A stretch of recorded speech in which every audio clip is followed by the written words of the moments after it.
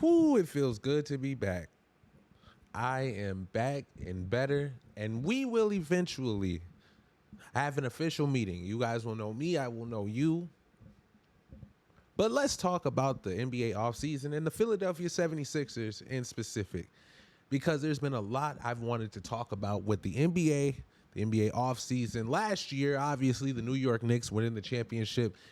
If you know my content, if you are subscribed or have subscribed in the past 6 or 7 months, you've probably subscribed because of my shorts.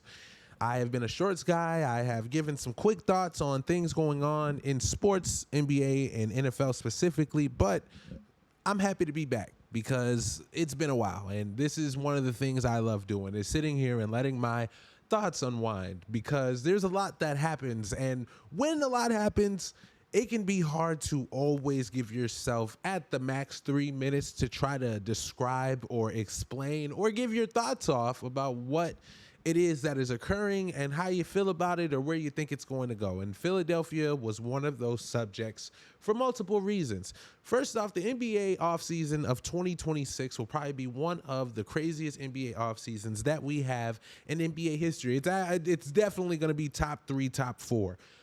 For obvious reasons, right? We all thought going into this offseason that the Giannis trade was going to be that big domino that fell. There wasn't going to be too many dominoes that fell. Teams were going to start trying to restructure, reconstruct their team to continue to contend, but also not to go into that second luxury tax. We know that that has been a big thing for these teams. There's a reason why so many players got traded this season specifically. I want to talk a little bit about the Philadelphia 76ers because going into this offseason, let's just start with the playoffs. We were surprised with their round 1 win against the Boston Celtics. Obviously, they lost against the New York Knicks in the next round, but it looked like this team going into the next season, again, is always the conversation of if with Joel Embiid, because once Joel Embiid is on the court, there's not too much you can say about his actual game. It's his injury history and how it has affected his career. We can always go to that when it comes to what happened to Joel Embiid, right? Joel Embiid is a very talented player nonetheless. He will give you a great 25 minutes a game.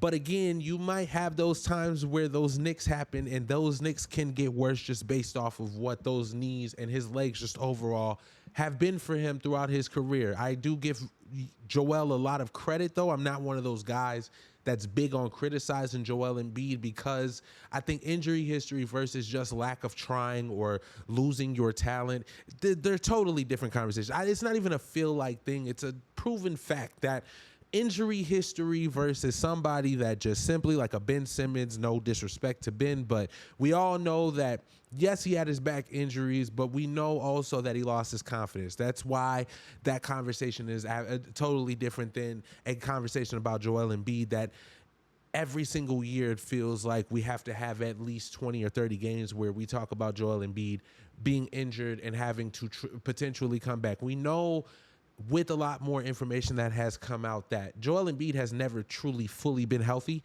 with those knees of his. Like, he's always had lingering problems. So that's a thing. And again, I'm not here to just dwell on Joel Embiid or to try to be positive PR with my few hundred subscribers for Joel Embiid necessarily. I just, for myself, want to state my opinion about Joel Embiid as a player, because I feel like there's so much narrative-wise. And that's one common thing you're going to notice in my commentary. I'm going to talk a lot about what the commentary is and where it's going or where it feels like it's heading. There's always a split down the middle, and sometimes it just feels like we split down the middle just for fuck's sake. Like, sometimes it's there's a fact right in your face, and instead we're going to go with every other opinion but the fact. Anyways, let me continue. To start this offseason, it seemed like the Boston Celtics were going to go get Giannis Antetokounmpo and potentially be trading Jaylen Brown. Now, it didn't seem crazy, but I was pretty surprised about Jaylen Brown being the one to be traded after he had such a good season for the standard that the Boston Celtics had going into the season. Let's not forget that the Boston Celtics were not looking at themselves as a team that could potentially compete all throughout the season. So to sit here and act like Jaylen Brown underperformed, I hope those conversations don't exist, right? Because Jaylen Brown obviously outperformed anything that people thought he was going to be, especially in the beginning of the season. Remember, Jaylen Brown was in MVP talks at a point, okay? So it's not like Jaylen Brown was just some slouch. But then after they lost in that first round against the Philadelphia 76ers, he started to say certain things that just didn't sound right for a player that has been on a team that has consistently been successful, A, and B, alongside a partner that is just as, if not more talented as him, right? To say this is your favorite season, even though you've won a championship, is insane, is it not? So the narratives are going to run once you start to say certain things that are going to cause that type of controversy. And that's exactly what Jaylen Brown did. You're going to look at Jaylen Brown's game and you're going to say, is his game better than Jason Tatum's? Now the comparisons start to happen because Jaylen Brown, instead of just saying this was a really great season, I love that I was able to take the mantle and show that I could be this certain player, he went and said, this is my favorite season. That was a fuck up. And I'm not, again, I feel like I got to wrap this up in a bow with this Jaylen Brown to Philadelphia 76ers thing. Clearly, there has been tension in Boston. And again, you've probably heard it in so many ways about the Boston tension, about how technically Jaylen Brown was the seventh best player based off of analytics, all that stupid shit. And that conversation within itself is dumb. I absolutely hated that was even a conversation. Do not ever disrespect a player and put strictly analytics on this man instead of having some type of eye test. I think analytics can be very important, especially when it comes to the playoffs and you're trying to figure out who can mesh with who, and just understanding, analytically speaking, how these players mesh together. Get it.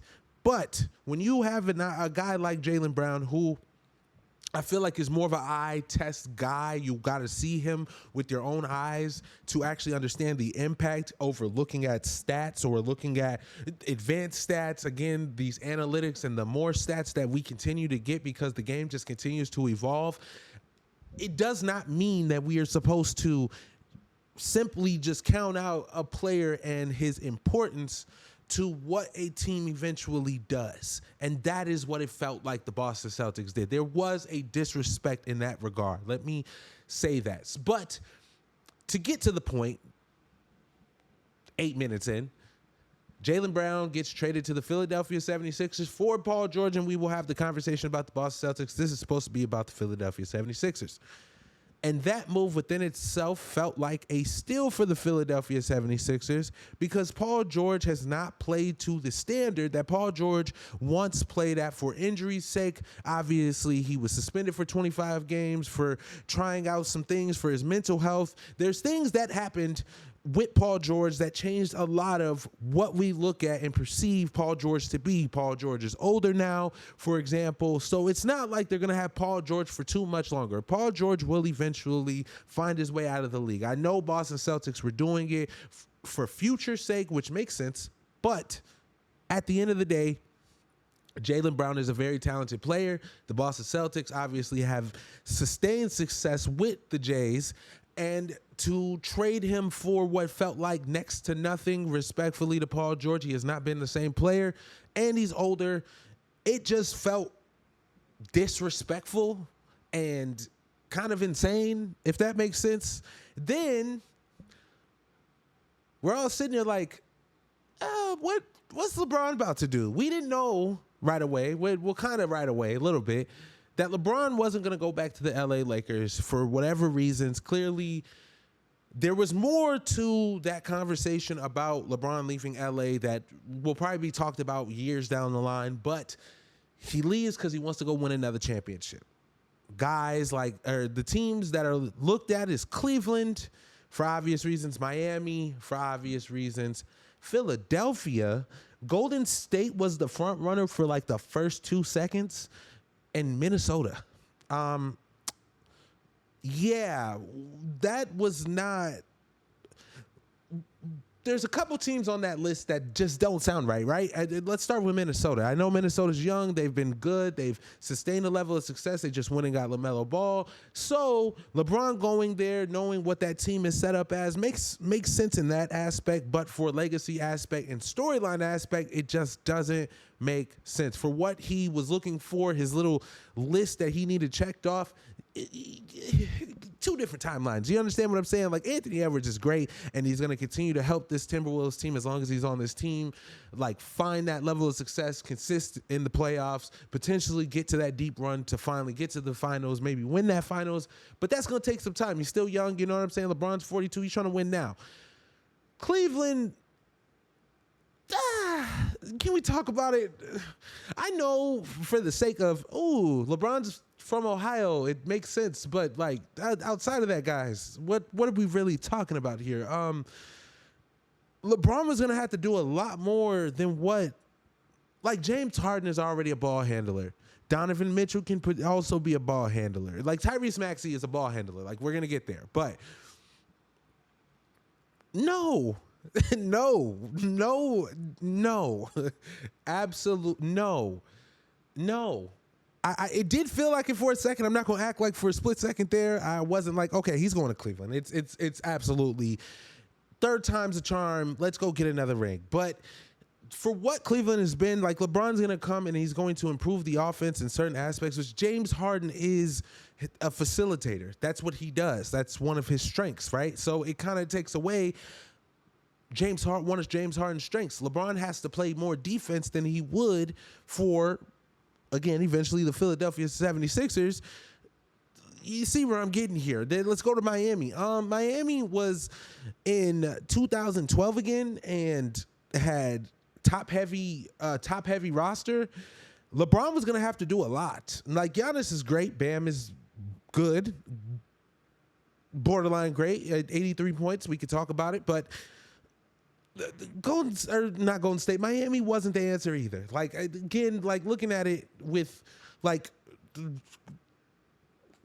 little bit more understanding of what went into this, it makes more sense. Then you go to we already talked about the Minnesota Timberwolves. Then you go to the Golden State Warriors. Like, he's going to improve the team. They're going to be a playoff team, but he's kind of in a similar situation with the older crowd. Does that make sense? Like, the Lakers were going to compete, and they're going to compete this year. Luka is that good of a player as a 1A. Austin Reeves has proven to be a great 1B guy, but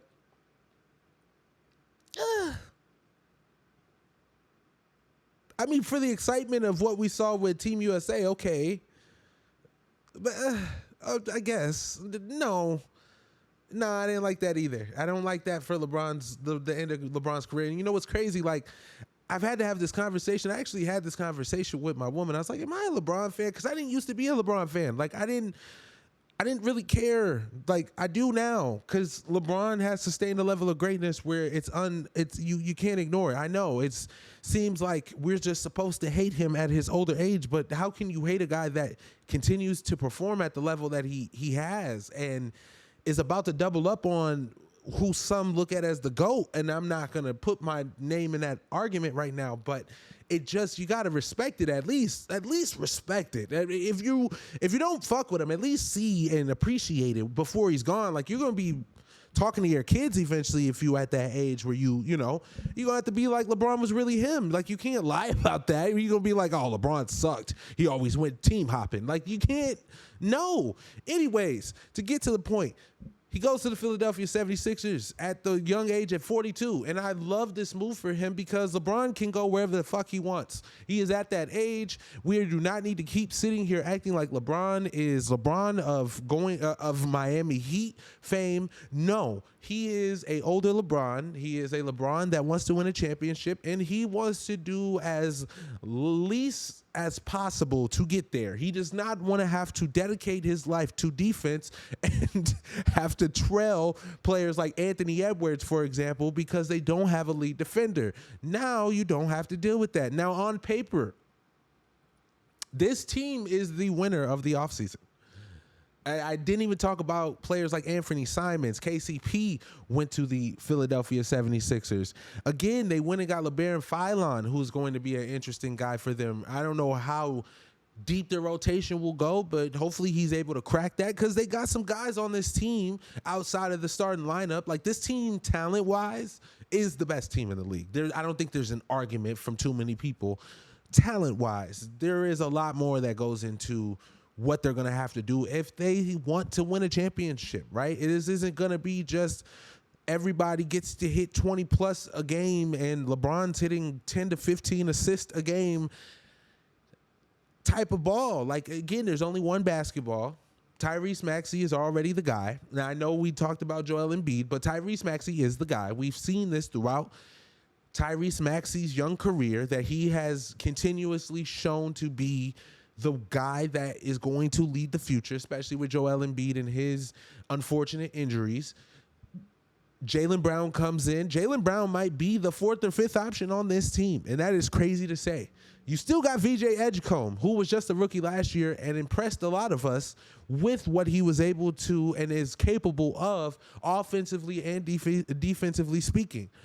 Again, you get to now have a facilitator who makes it that much easier on those four players. I don't know if Jaylen Brown is going to be mad at the fact that he's probably not going to have the same impact as he did last year. The whole point was that he wasn't having the same impact, or felt like once Jason Tatum came back, he wasn't going to be able to have the same impact. And now he's in a position where, again, he might be the fourth or fifth option. It just depends on the night. It depends on what we're looking at the end of the season. Does this team not only win, again, 60-plus games, but can they make a deep run?